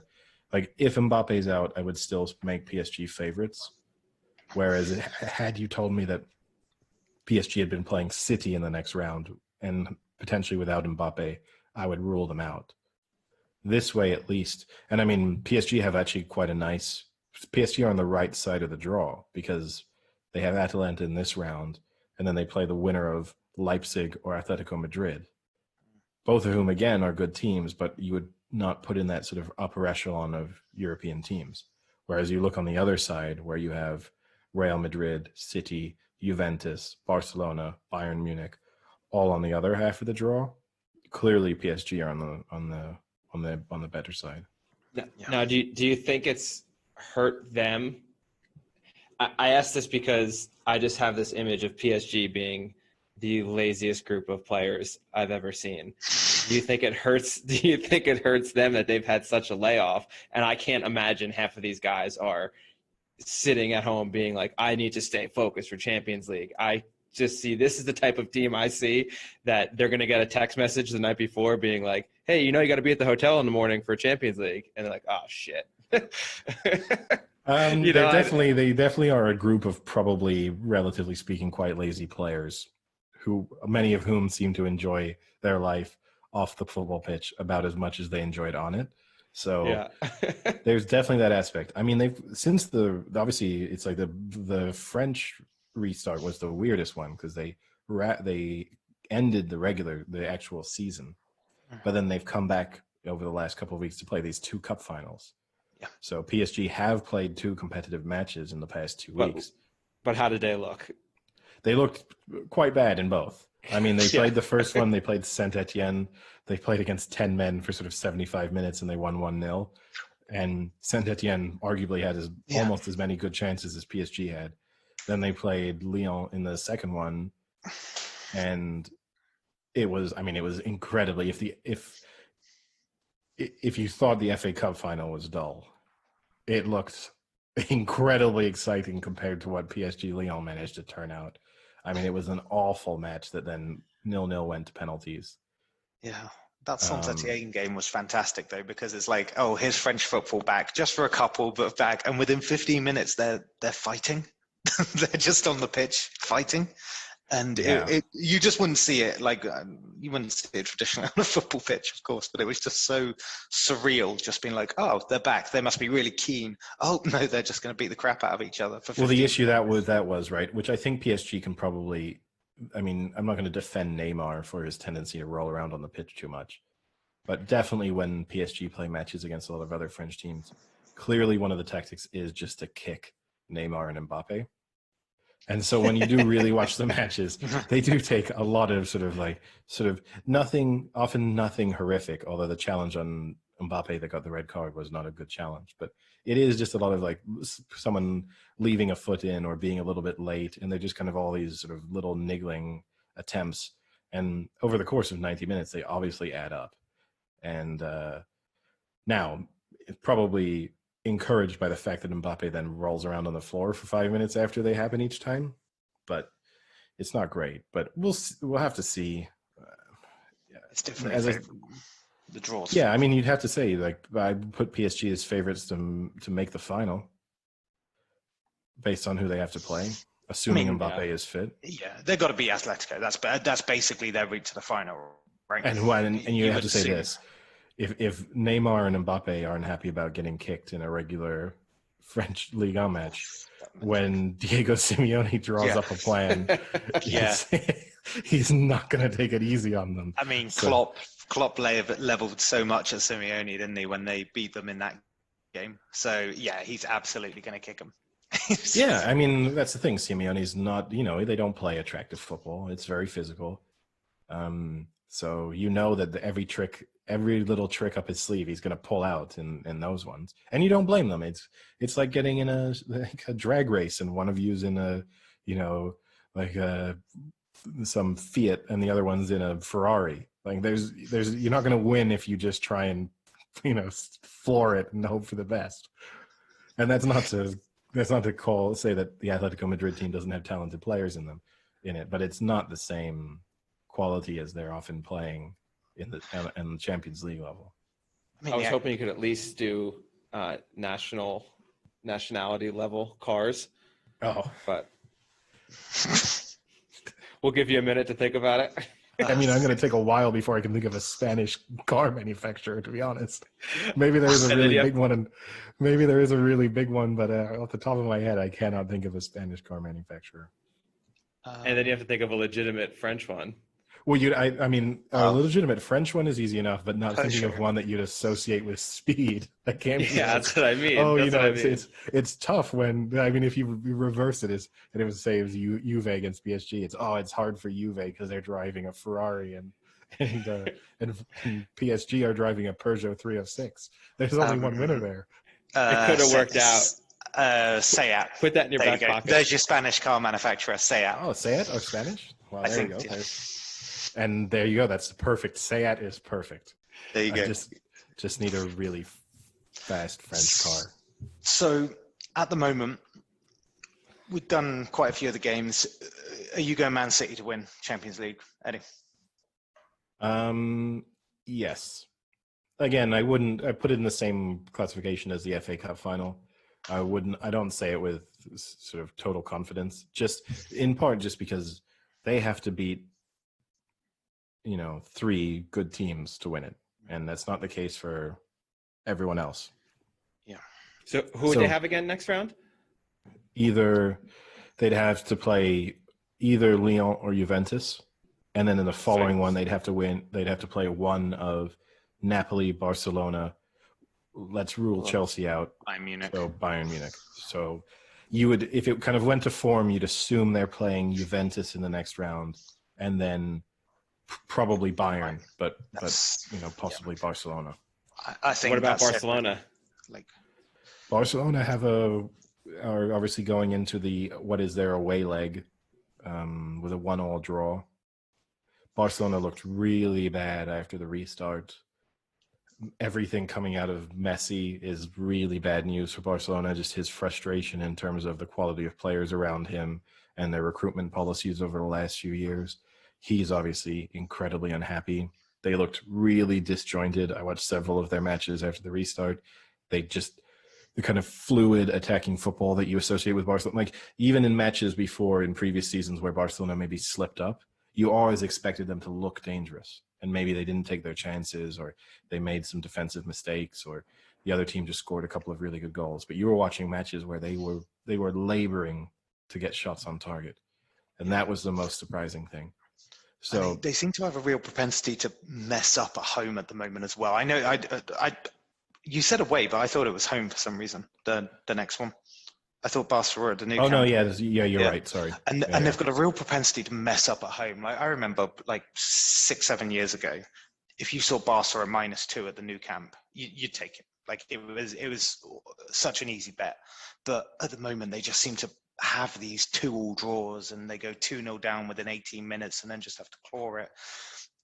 They're facing a real cliff edge moment, Barcelona. You know, Madrid look good, Real Madrid look good, and Barca really are on a cliff edge moment. Like they could be shut out of La Liga for like 5 years or so. The way well, it's definitely because Barcelona have such an aging squad in the sense that they've got very good some like Fati and some other players in there who are talented looking youngsters, but they are looking at an aging Messi, an aging Suarez, and those are the two players who over the past few seasons have, when they needed a performance, are the ones to do it. Griezmann just hasn't looked that great. You know, he's kind of had games where he's been great, but he's not consistently delivered for Barcelona. So you are, in a sense, maybe looking at replacing their front three or radically changing their approach, and that's not easy. And they're still getting rid of Dembele, aren't they? He never really seems to. It just seems to be this weird half and half, where 1 minute they're like, no, we're going to integrate him into the team. Next minute they're looking at loans to the Premier League kind of situation. It's a tough one because basically, how do you? And I think this is the issue when you have a player like Messi. How do you go about developing players around him, or developing not even about thinking about a replacement, but just the idea of bringing young players or new signings into the squad and filling them with confidence when you have a team that is like primarily built around one player, built to make that player succeed. He's never going to miss a match unless he either is injured or wants to or needs to sit out. So you've kind of put yourselves in this situation where no one gets to take on more responsibility, really. And particularly as long as Suarez is still playing, you then have that sort of secondary role also occupied by another player. But yeah. I mean, the only thing that's lucky for them is I don't think Napoli are great. And so even an off-color Barcelona should be able to beat Napoli. I mean, for me, I think you're looking at, it's not a bold prediction. It's just, I think you're looking at City, Bayern, which is a great semi-final. And then you're looking at Atletico, PSG. And for me, I see Atletico. I just think they're just a cleverer team. I just think they'll have the same way they beat Liverpool. I just think they'll have the means to beat PSG as well. So I think for me, the final will be City, Atletico, and I still see City winning. So I think we've probably got the same outcome, just probably a different opposition. Yeah, I would if I had to make a prediction, I'd say City PSG, and I would think City. What about Frank across the pond? What you got? Pulisic? No, I think Chelsea to beat Bayern. Yeah, no. I would probably choose City. The thing with, I just can never trust PSG anymore. They're just so unreliable. And Atletico are that team that just always seems to, like, whenever you bet against them, they annoy you and get a good result. Whenever you bet for them, they play their shitty, like, 0-0, 2 shots on goal type of match. So, but they're always in it. You know, it's always been said about Atletico Madrid. They're like a Seat. They're unspectacular, but reliable. Super reliable. And this part of the podcast, this part of the podcast has been brought to you by the new Seat. Call your local. We don't know Seat what it dealer. is. I don't know the name of it, but whatever it is, it's amazing. Damn, we needed those sponsors. Soon. Yeah. So, I mean, I guess that kind of wraps up the Champions League coverage. I think Europa, I think United are going to win. I kind of like that bet. I think that's a good chance for them to build on this momentum they've had at the end of the year, get a good result there, and then bring it into next year with some optimism. Not that they're going to break the top 2, but to be more competitive? I'm going to go with Rangers. Really kind of throw. Speaking of, aren't Rangers 3-0 down from the first leg? Yeah, I think miracles can happen, right? You know, I saw they started back up already, huh? Yeah, they had the first week of the Scottish Premier, the Scottish Football League season kicked off. The new season. Crazy. Yeah. So Celtic had a very comfortable win yesterday. They won 5-1. Rangers beat Aberdeen, which, Aberdeen over the last few seasons have usually been, the sort of challenger to the Rangers Celtic dominance. Yeah. So you'd have to say getting their season underway with a win away to Aberdeen was a good result for them. So we'll see how long they can keep up with Celtic, but I'm sure it will follow. Celtic are chasing. I think this will be their 10th consecutive league title if they win this season. So all right, here's a question: if they were in the Premier League, where would they be? How competitive? So this is always the complicated one. And the debate about them joining, I'd say, if you went back about 15, 20 years, it was a pretty big debate that Rangers and Celtic wanted to join the Premier League. I think if you put Celtic in their current squad in the Premier League, I think they would be relegated. The argument would be that if you put them in the Premier League, you gave them Premier League money, they would obviously improve their team. And I think they could probably pretty quickly establish themselves as a sort of comfortable mid-table side. Okay. What about like 5 years ago? I'd still think relegation. Same. I do. But like as Eddie mentioned, I think the thing is they've got Celtic Park. What is it, 50,000-60,000? You give them Premier League money, they can probably give it 5 years' time. As long as they weren't relegated, they could probably keep themselves in it. But yeah, if they could survive that first season. And the obviously the argument too is if they were in the Premier League, much it's more attractive to say go and play for Celtic with the history of that club has than to go and play for Southampton. I don't mean that with any disrespect to Southampton, but Celtic are historically speaking quite a big club. They've had European success, so they've had some massively famous Champions League nights as well. They've probably beaten every major European team at Celtic Park, I'd probably say. Like Juventus, Bayern Munich, Barcelona, probably Madrid. I'd probably say they've beaten them all at Celtic Park at some point. But they've got some pretty good players. They've got, like Dembele, what's it called, Edouard as well? No, Dembele's gone. He plays for Lyon. Is he gone now? Oh. Wow, 2 years ago, I think. Really? Yeah, I thought there was another Dembele there. And even I thought there was another Dembele there. Oh, you're thinking of the teenager Dembele, sort of the 16, 17-year-old, the English Dembele. Yeah, because they've got young, they've got young and old players. They have the young player breaking through the midfielder Dembele. But and they've got what's the defender called that's probably now going to leave? Virgil van Dijk? Is that who you're thinking of? No, I'm thinking of Christopher. Is he still there? Is he still? Christopher Ayer. Yeah, I think he might be. But the problem is I predict big things for him. If he can just work his way into the Premier League, maybe sit it out with a smaller team like Southampton or something for a little bit of time, then maybe he could get his chance at a big club. Sam's inability to remember Celtics team has driven away our one Scottish fan. He has thrown his phone in anger and will never download us again. Yeah, that review from SBL #1 that's not going to be a good one this week. But no, yeah, I mean Celtic. But Sam's point at least does touch on the one thing that Celtic's recruitment policy over the last 10 years. They've been pretty good at identifying some very talented players. And now the argument might be, would they lose out? Because I think the advantage for Celtic is what they get to sell some players on is we pay pretty decent wages, not by bigger league standards, but like pretty decent wages. You get European football. You get exposed to basically, if you play well for Celtic, every Premier League club is going to know about you.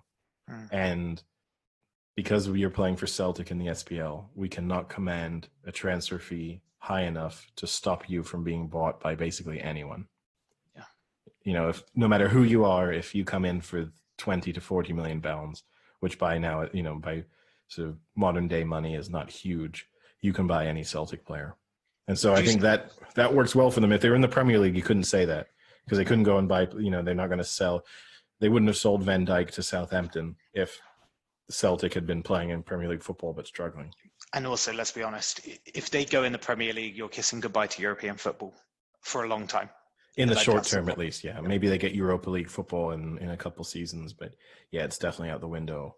Yeah. And now then the even bigger argument becomes: would it be good for Scottish football to get rid of Celtic and Rangers? Because that's always one of those things where, suddenly do you turn Scottish football into this league that gets less attention because you've removed the two sort of most recognizable teams, but in terms of actually having a competitive league structure, it's much, much better.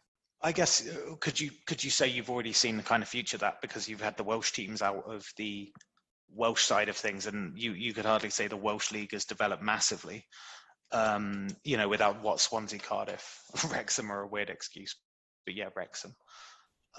Yeah, I think that's a little unfair. I think drawing comparisons between the Welsh Premier League and the Scottish Premier League, I think again you're just trying to piss off any Scottish listeners that we have, because it's probably, and even just drawing comparisons between Wrexham and Celtic. But that's indirect. That's your comparison. I wasn't comparing. Okay, them. say Swansea and Celtic. Swansea. But no, I think the Scottish League would be a much more viable option even without the big two. But my guess is, if I really had to think what would happen, probably what would happen is Aberdeen or whoever was in, or Hearts or whoever would be immediately best placed to become good, would just fill the void left, and you would just have another big two who were the dominant teams. And so instead of Celtic or Rangers winning the league every year, suddenly it would be like, oh well, Aberdeen or Hearts win every year. Well, I mean, it's nice to see that that's back, and then we have Premier League back next month, and then we have a lot of things to start previewing in these next few episodes. I mean, we can do like another Premier League preview later down the road. We have PGA Championship starts this Thursday, yes. So we can talk about that on our next podcast. Do you have a quick shout out, Eddie, because it will drop after the first round? So do you have a shout out now, so that way when your guy is 500, you don't say, I had him from the beginning? Can I pick two? No. Does anyone else have a pick? Okay, if I have to pick two, if I only have to pick one, does anyone else want to make a selection before I narrow my two selections down to one? You can give us two. I'll allow two. Who are you going for, Sam? I'll leave you two to go first. Oh wow, okay, so pressure's on me. And then, I'm going to go, I think I'm going to go Justin Thomas. I know that's not a bold pick, but after yesterday when I had my money on Brooks Koepka and he, down the last three holes, just literally sunk himself, and Justin Thomas did the opposite and played a great back nine and was just solid. I don't know if you could say Justin Thomas did the opposite, because he did do his best to put Koepka back into it. Well, he had that one bad hole, and then on the 18th, he saved himself. But he did, and the only thing I would argue about that is he definitely knew that Koepka had hit into the water.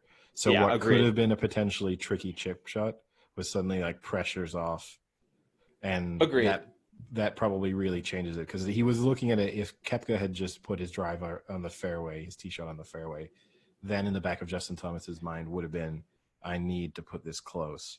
Whereas he was basically flipped into the mode of, I just need to not drill this into the water. I could, like, Koepka's, starting the back nine, I had him. I was super confident. He gets to that par five, down one, and you're thinking, all right, worst case scenario, he's a hole behind Thomas, so he still has like that hole to give. Worst case scenario, you get a par here. You try and pick up your last stroke on the last three holes or two holes. Best case, you get an eagle and you're up one. Decent case, you get a birdie on the par five. What does he do? He bogeys the par five. Like, come on. I'll give him credit that his next tee shot was then really into the rough, and you thought he was done and he had imploded. And then he made that really, really nice putt to get the birdie on that hole, to get that stroke back. And then you kind of thought, okay, maybe he can do this. And then next drive, he just puts it right in the water. And it wasn't even his driver. It was like his layup option. Yeah, I think he took like his 3-wood, I think. Yeah, his 3-wood or his hybrid or whatever the hell he hits. Yeah. Like, it was definitely like his safe shot. All he had to do was put it in the fairway. And he just, oh, that was so bad. What an idiot. So after that, I cannot take him. Fair enough. So I'll go. Well, I'm definitely going to have to. He looks solid. My total outside selection is going to be Brendan Todd, who is 110 to 1 to win, which to me is crazy just on the fact that he has been leading 2 of the recent tournaments going into the final day. Admittedly, both of those final days have been awful. Like, it takes something to totally take yourself out of contention. So if he's going to win, he probably needs a 10-shot lead going into Sunday. I mean, we've discussed this before. I think that's one of my favorite things about watching golf is the mental aspect of it. I love to see guys like that where you can just you can look into their eyes and you can see they're about to implode under any tiny amount of pressure, or just the other weird thing to me about Brendan play Todd, your game. He has this, not to start judging people or anything, he has this really weird face where he looks like a computer generated character. Like, he looks like a character you should be playing in Tiger Woods or Rory McIlroy. His face just kind of, and he always has clearly suntan lotion applied, but it's not completely sort of dissolved into his skin. So there's all these traces on his cheeks and stuff. He doesn't fill you with confidence when you want him to win. That's for sure. But at the same time, it's weird because saying this weekend, the first 3 rounds, he was sinking every putt. There was, any sort of one of those, he had a 6 to 10 footer or something, those kind of putts that you think you need to sink if you're going to win the tournament. He was doing it and with total confidence. And then Sunday came along. I mean, arguably, basically, I just think he wasn't aggressive enough. And I think that's what the mode he needs to flip into. He needs to understand that if you're going to win this thing and you've got 2 to 3 world-class players chasing you, especially once they flip into the mode where they know I'm going to have to close a 3-shot gap to win this tournament. So they get to flip into the I've got nothing to lose. I'm taking on this course now. If you just go for course management, I'm going to get some pars. You're not going to win, because what's going to end up happening is one of them is going to get 2 to 3 birdies in 4 or 5 holes, and suddenly your lead is gone, and they're feeling confident, and now you've just had 9 pars in a row, and you're worried that you've got to find a birdie somewhere.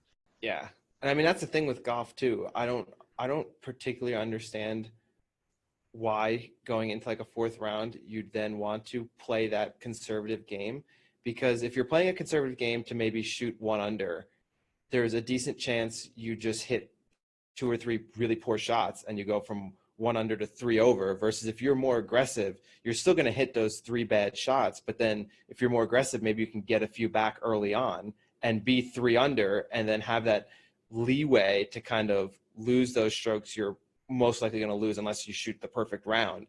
I never get the come out and play conservative route. I understand if you have 4 holes to go and you're up 4, then you play conservative. But I understand coming out, having an 18 holes to play while you're I'm just going to try and shoot 1 under today. It was also particularly weird because I believe the first 4 holes of that course were the lowest scoring over the weekend. So he came out and was pretty conservative on those first opening 4 holes. And in a way, you kind of think, well, you just sort of skipped the part of the course where you were likely to go 1 or 2 under. And now you're going to have to find those birdies on a tougher part of the course. That to me is the real thing where I don't get it. That's when you knew he was sort of in trouble. When he came out of those 4 holes and you thought, if you're going to win this tournament, you probably need it to be at least 1 under after 4. And he was even par. And even though he still had his lead at that point, you started to think, wow, this is not a great sign. Yeah, and I would have said another one of my picks probably would have been Ricky Fowler had he not then started the round 4 off decently, and then had one of the worst implosions I've seen in a really long time from a really good player. Ricky was Fowler impressively bad. Ricky Fowler made Todd look totally composed. Like he almost missed the cut by the end of it. Yeah. They almost had to go back and say, like, no, actually, we're going to say you missed the cut. Yeah, no. He was 11 under, I think, at a point. And the next thing I looked, he was 6 under. He was tied for I believe he was tied for the lead. I think when it was 11 under, he was tied for the lead. And he went at that moment in running, he was favorite to win. And then within 3 holes, he was basically like off the board. Yeah. It was bad. But so after if he had just finished maybe like 10 under, I'd say, he played a good 4 rounds there, but I don't think you can take someone off of that. But it is dull because Thomas does seem the logical pick based on how he's been. I mean, just in general, how he's been playing recently. The other thing that's good about Thomas too is he's just a reliable putter, and that's nice to have. Like the thing that worries me about if you do even take someone like Koepka, and like obviously the margins we're talking about in like short game skill is so small, but you just always feel that there's that risk that he's not quite as reliable. Well, I'm going to be like semi-bold. I'm going to take Rory, even though he's third in the betting, so it's not that bold of a pick, and he has been awful since the restart. I mean, that tournament came down to Koepka's short game on that par 5. I mean, he had that chip, like he laid up, and he had that chip on that par 5 to just kind of get it close, maybe get a birdie, worst case get your par, and then he chipped it, like 20 yards past the hole. Well, that was a weird one because, I mean, he obviously didn't get a clean strike on as clean of a strike as he wanted. It was weird because I'm going to guess if he went back and he said where he wanted the ball to land, it landed exactly where he wanted it to land. It just didn't stop. Yeah, it didn't check at all. And it was kind of, it didn't look like he'd sort of sculled it or something. So it was a bit of a strange one that you just thought it would have, but I don't know. But yeah, that's where he lost it. Yeah. And that's like if I had to choose between him or Justin Thomas in that situation, I think, Thomas is the more reliable guy there. He just looked more solid. You had Matthew Fitzpatrick, who looked really good. He's 45-1. So maybe he continues that form on. That's in. I mean, you got guys like Jordan Spieth at 55-1, who hasn't looked great, but you never know. He's looked awful. He's looked awful. I think 55-1. I wouldn't say awful. I think 55-1 is not a good value on him. What did he end up this tournament? He wasn't. I mean, he was like 7 under. I think he finished, didn't he? I don't remember what his final score was. You know why I can't remember what? You know why I can't remember what his final score was? It was never on the leaderboard. He was not involved in it, and I wasn't tracking Jordan Spieth's round. Do you know what's annoying though? They still constantly show him playing. I hate that. I hate because he's like a semi-popular player. Yeah. I hate it. Yeah. Like it's it's also one of those things, especially when it's kind of gets to the witching hour of ooh. Yeah. When it gets to the witching hour of the tournament and they are just cutting around, and sometimes they don't even really have time to tell you who the player is. So sometimes you just see a guy hit a putt and then it's like a 20-footer and it tracks in and you get the reaction. Yeah. And then you haven't quite figured out who it was or what their score is. And then the commentator will be like, Jordan Spieth making a late move on Sunday, only 8 shots off the lead now. Can he mount a comeback? There's a commentator on the Sky, and I feel bad because on Sunday I watched both the European Tour event and then I watched the PGA Tour event. So it was a lot of golf for me. And not that they were the same commentators, but then having watched a lot of golf recently, a lot of the Sky commentators keep relying on this. They'll be like, he's been having a rough day, but that's a glimmer of hope for him. And they say it just over and over again. So they'll be like, John Rahm, 7 over par on the day. He needed that birdie. That's a glimmer of hope for him. It's like a glimmer of hope for what? Can we also talk about the I guess as a wrap up to the golf? Did you see Bryson DeChambeau's like meltdown over the ants? Oh my God, no, I did not. I missed the DeChambeau meltdown. So on day 1, I think it was day 1, he hit himself into the trees. And his positioning was okay, but he had basically these twigs directly in front of his ball. So it was a very tricky lie.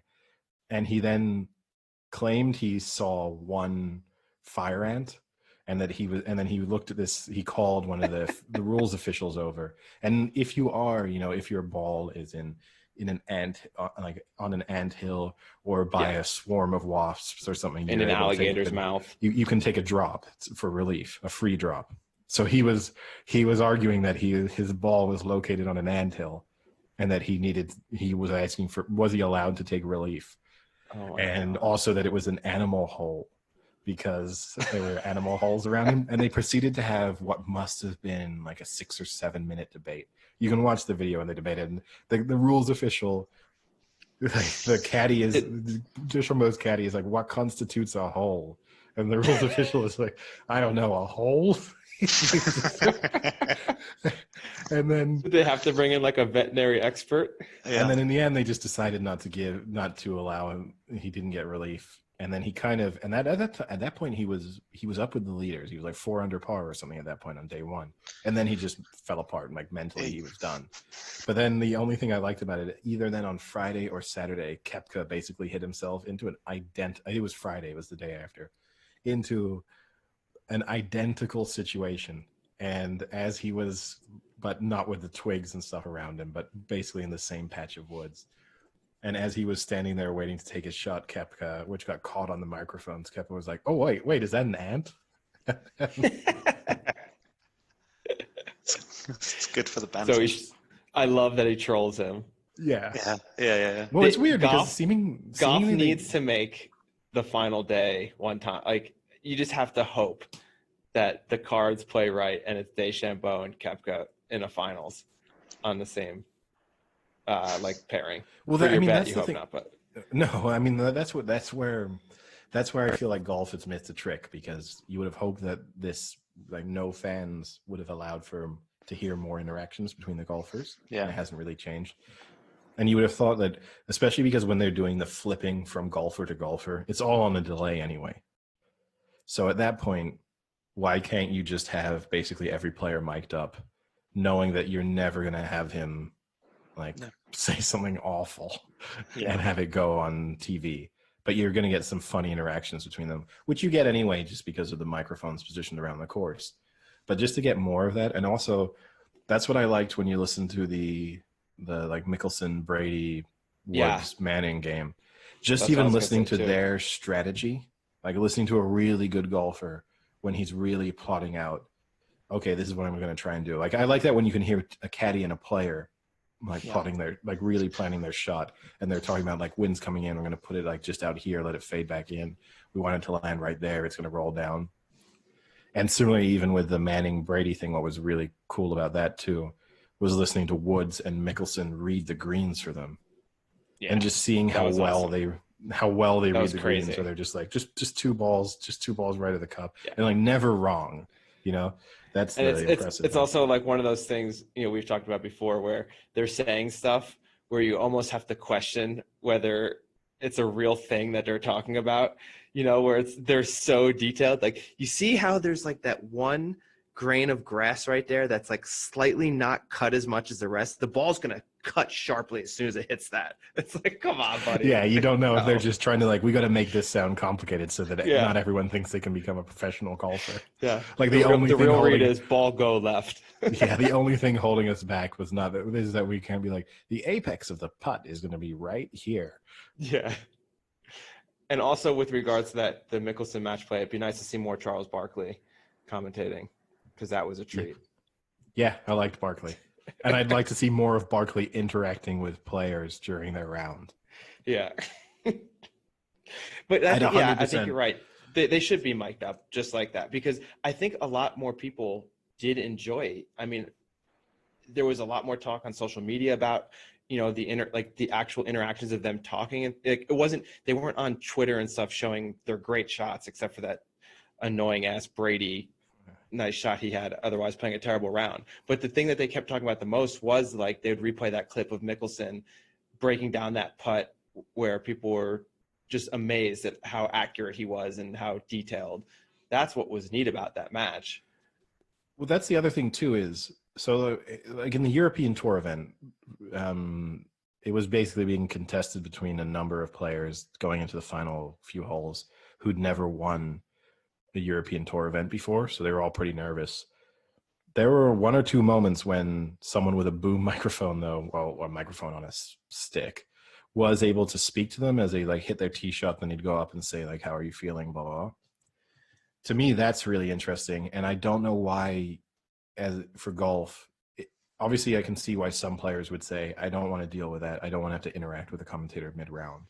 But if someone who feels comfortable doing that, why wouldn't you say to them, "Yes, I'm happy to be mic'd up, and you can ask me like between holes or after a shot, you can ask me what I was thinking or how am I feeling or what I'm going to try and do." Yeah, that would be super. And in other sports, right? Like there's other sports that mic players up and allow interactions. Like cricket has it where cricket with the Big Bash, isn't it? They do Yeah. that where the commentators, where the commentators literally just before the captain, the captain makes a field change or they make a bowling change, and they'll just dial in and go, "Why'd you do that?" And I think that's great. And also, I just think that golf, the charisma, personality, I do think shines through in golf because of the lack of those opportunities. So if someone does take those opportunities, I mean, people sponsor like charismatic golfers and things like that. It makes it more interesting. So I think it's a good idea. Just, it's almost like a, did you mean that? Because there's sometimes when I look at golf shots and I'm like, really? Like, was that your thinking, or have you just somehow got lucky with a bounce or something like that? I would love that idea. I would love it. There's a few professional golfers who don't really aim, and they're just like, man, I keep getting lucky 20 years in a row. You can imagine that on like Friday, just like, how did you do that shot? And he was like, I've got no idea. I just hit it. They did. I think Titleist. I think it was Titleist who did it, or it was either that or TaylorMade. They did a series where they brought in a lot of their players, and they would just all drop balls at like the same area on a hole, and they would all hit. So it was like Tiger Woods, Dustin Johnson, Rory McIlroy, Jon Rahm.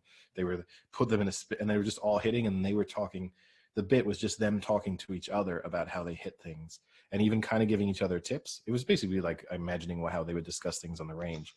It's really fascinating because you got to see like some of the things that they did, some of the other guys just couldn't do.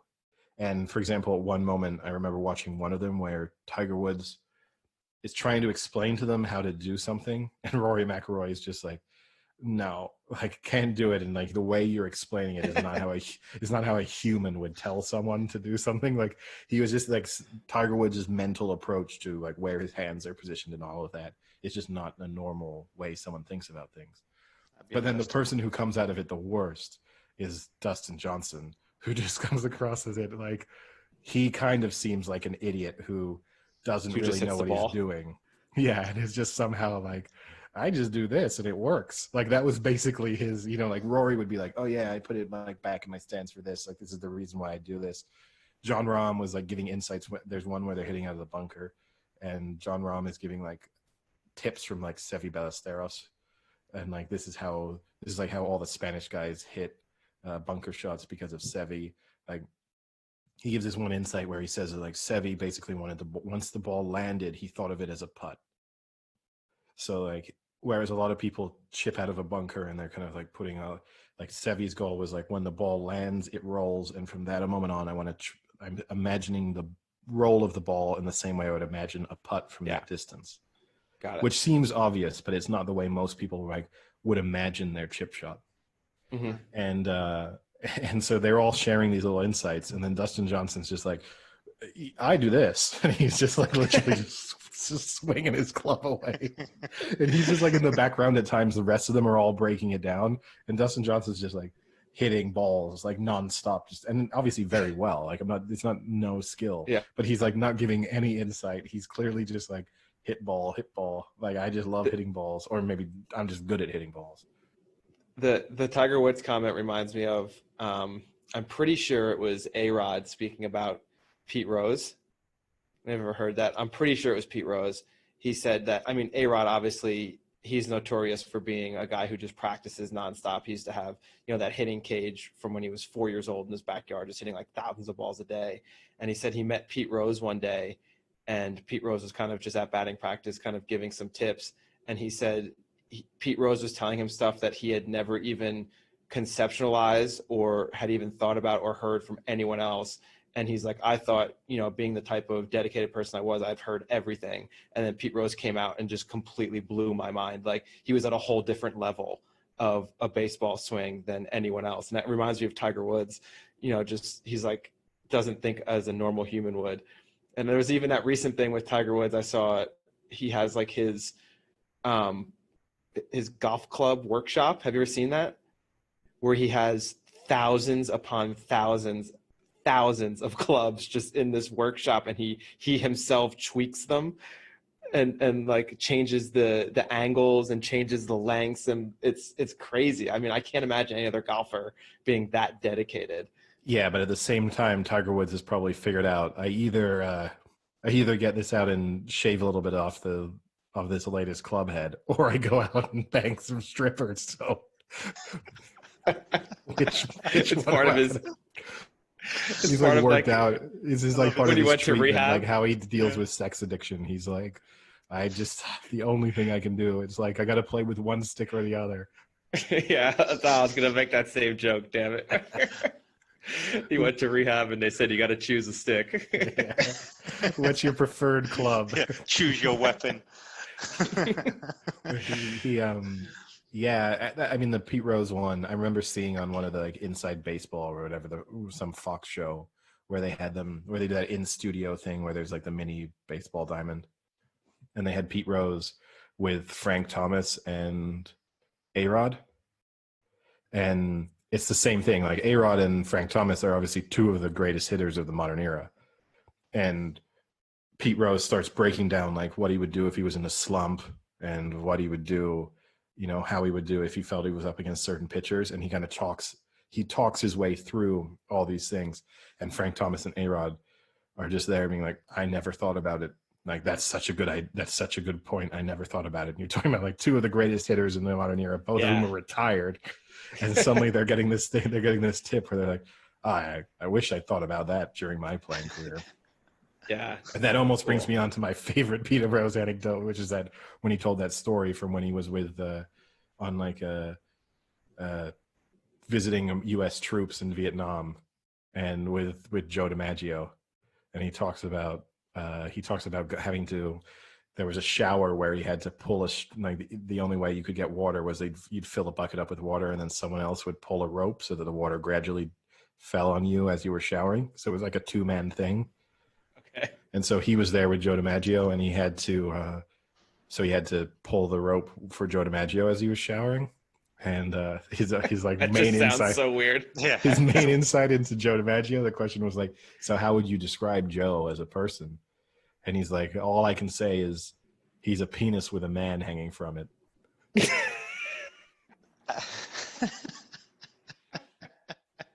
He said that to the troops. No, he said that in an interview, but just basically talking about how well endowed Joe DiMaggio was. That's funny. And on that note, wow. And that brings us to Sam's. He's never getting into the Hall of Fame. Yeah, that brings us to Sam's Size Queen Corner. Size Queen Corner. Brought to you by Sayat. Yeah, we lost Sayat as a sponsor a long time ago. No, I think if we keep mentioning it, we'll just, what else is Sayat sponsoring? Well, we did reference Usain Bolt. We did reference Usain Bolt having an erection during a race. Is that the first? Oh yeah, episode? Usain Bolt's a Sayat guy, isn't he? They've got Usain Bolt. They need us too. Yeah, it's a natural partnership. I'll start firing out the email, see what we get back. Frank, if you had to sprint outside a bar against Usain Bolt, what distance would you choose, and how much of how big of a head start in terms of meters would you need to feel confident over that distance? Okay. I would have to go probably 25, 30 meters. As the length of the race? Or you're racing? The length of the race. Okay. You're a 25-meter race, and what are you starting, 24 meters ahead of them? Yeah. I would say let's go 5 meters. So at a 30-meter race, you have a 5-meter head start, and you'd make yourself favorite. Yeah, no way he gets me. No way he gets you. Wait. Are we talking how we normally race in the streets of Paris at like 3 a.m. after a full night of beers, shots, and everything else. I'm more interested to know, do you think that's an advantage or a disadvantage for you? I think that's an advantage for me. Okay. So you're talking about allowed the days worth of prep. Then you can like decide the days worth of prep. Because I have the experience factor of racing in the streets drunk in Paris. I like how your confidence levels increase because you might have to race the fastest man on earth, who famously claimed to eat 20 chicken nuggets or whatever before every race. But you're oh no, if he ate badly and drank before his sprint against me, he doesn't stand a chance. No.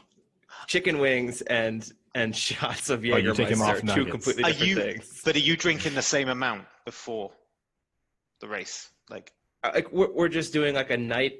It's like a night. Just a couple hours. Just a couple hours out. You don't have to go toe to toe on drinking, but you've got to be committed to the night out and then the race. Yeah. Oh.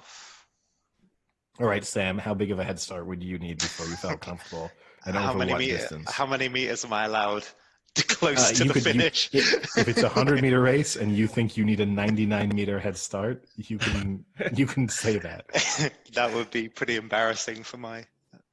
This is like the game where you have to guess like the minimum number of words you need to describe all the other words or something. He does it 100 meters in what, 9.8 seconds or 9.9, isn't it, or whatever he did. 9.56 or something is a world record, isn't it? Okay. But let's just say he's a little out of shape, so he's doing it in 9.9. 9.58. Okay. I saw him do 9.56 once, but it must have been unofficial. Actually, I have a really crazy story while Sam's thinking. I went to Bermuda a really long time ago, like when he was probably like 15, 16 years old, and there was this random like Caribbean Cup track meet that was just going on. So me and my parents were like, yeah, let's just go see what's going on. And we watched, and there was this guy who raced, and he just demolished everyone. And I remember thinking like, wow, that was really, really fast. And I kept the program.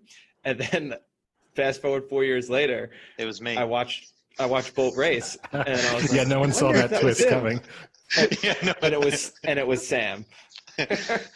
So in answer to your question, crazy, I'm giving him 5 meters. Yeah. No, I would say, like, I've got no basis. I can't remember the last time I ran 100 meters. So, because when I go out on like an everyday, I don't really do that much or that quick.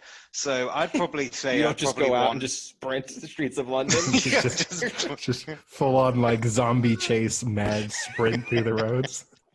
Yeah, it's great. It's maybe screaming on your left, screaming as you go, just screaming Usain as you run through.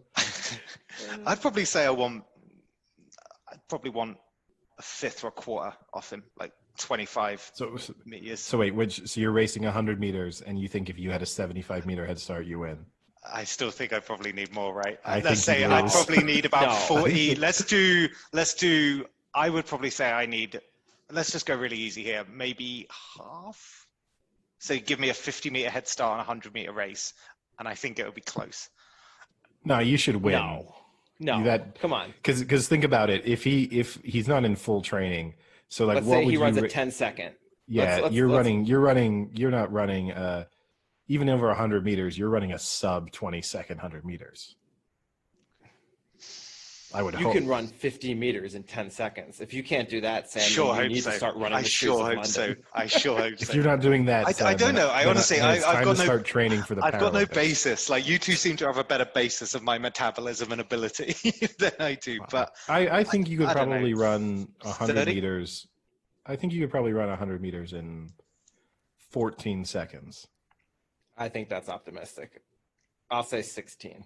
Well, next time I'm over, we could give it a shot, right? Yep. Okay. Oh, you want to race me? Is that what you're saying?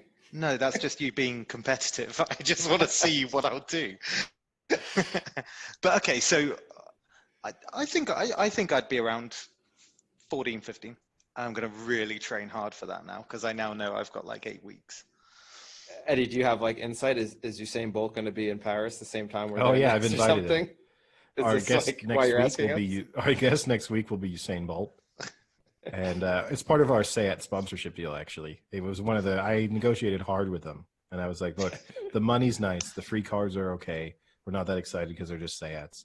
But what we really want is Usain Bolt comes on the podcast whenever we want him. And also we get to race him whenever we want to. So that would be a hell of an ARC preview. In conditions and of our choosing. Like if I call Usain up tomorrow and I say, look, fly to Paris, we're racing uphill, I'm racing 7 meters, you're racing 112. You've got to do it, I'm afraid. Sayat's locked you in. But we got Magic City chicken wings for you. Exactly. Yeah, they're not McDonald's, but they'll have to do. We're not sponsored by McDonald's yet. That's for next year. Yeah, it could take a while. All right, a few more episodes All to right. go. And we have some Casper mattresses for him. Have you just got a load in like your house at the moment? Have you just got like a ton of mattresses you need to offload? Well, I mean, Casper just keeps sending them to me. They heard episode 1 and 2, and like we haven't actually agreed any official sponsorship terms, but they just sent me. I mean, I got at least 7 mattresses. I've got at least 7 mattresses arriving a day. It's just unbelievable. That would be so annoying. I hope you haven't opened them because once you open them, you can't re-roll them. Oh no, I've got a mattress room. It just looks like I live in an asylum.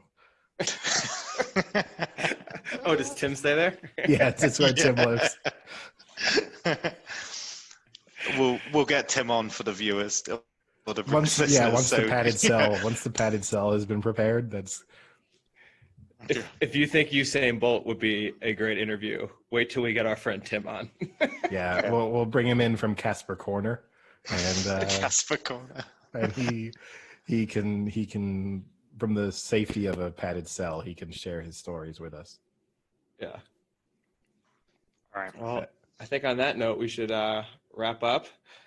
We got a lot more. Like I said, we can give a little more in-depth preview to the PGA Championship, and we can see how terrible my hockey predictions are doing, because the fourfold I predicted, every team lost the first game, so that was a good start to that bet. So we can see if that bet is officially void after the first 3 games or not. I give you credit. I had a teacher in high school who, on a multiple choice math exams, he said that if you got a 0, he'd give you 100, because he argued that to get every question wrong required the knowledge it took to get every question right. And in this instance, if all 4 of your teams get swept, I think you can just claim that as a win. That would be impressive. Well, the Rangers are already 2 down, and they were a confident pick of mine, so it's not looking good. I'm not sure the gambling firms are going to agree with that sentiment. I don't know. That could be a good promotional offer. Like the Pat McAfee podcast, he just got that big deal with FanDuel. And as part of that, he gets to set these weird odds and promotions that his listeners can bet on. And it's really bizarre. Like some of them people, like they had one promotion where they were offering some team at like plus 100 points. And people just piled on it, obviously, because it's just not going to lose. FanDuel lost tons of money, but obviously they know that the long-term benefit to them is there. They'll happily lose that first bet. But those people will definitely reinvest and lose. Exactly. Yeah. But yeah, we can hope for the same thing. If FanDuel's listening, William Hill, Bet365, we could come up with some really creative markets for you. And maybe one of those markets is the lock of the week. If it loses in an embarrassing fashion, you still win. I never said that pick was the lock. Oh, so we could do so. Frank's lock this week would be Chelsea against Bayern Munich. Bayern Munich to qualify, and it's like, do you know what? Do you know what? If or no, the reverse. If it was like he just took Bayern Munich to win the match itself outright, but then in addition to them not winning, they were also lost like 4-0 and were knocked out of the Champions League. They would pay out. Yeah, you would pay out. That's I think quite it's a great idea. It means that at a certain moment you would go from hoping that your bet won to hoping that your bet lost spectacularly. You'd have a real shift in emotions. Yeah. It would just keep you on edge forever. I think it's a great move. Hopefully no one steals this idea. If they do, we're coming for you. We'll bring that Sayat legal power behind us, and we'll take you down. Start throwing mattresses at you. Exactly. All right. Well, Until Thursday. Yeah, good episode. Make or sure Friday, you Friday if you're listening. Friday. Yeah. Subscribe and rate us on Apple Podcasts and Podbean. Yeah, Can you rate on Podbean? You can follow us on Podbean, and I think you can leave a review. I don't know if they can rate us. We'll be on Spotify as of episode. We'll be on Spotify as of episode 5. So next week we'll appear on Spotify. You can follow us on Instagram, The Big Chill Podcast. You can follow us on Twitter, The Big Chill Podcast. And you can, if you have any feedback or you want to approach us with sponsorship deals, you can email us at thebigchillpodcast@gmail.com. Wow.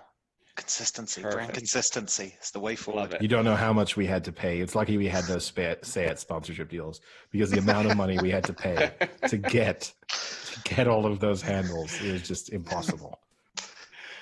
All right. Well, there was this guy who loved coffee, and no, you're done. We could have Sayat's gonna cut the deal. Actually, you're right. We don't give no more free plugs for Sayat. We've dedicated enough podcast time to you. Double our deal, or else we're never mentioning Sayat again. Perfect. All right. Talk to you later.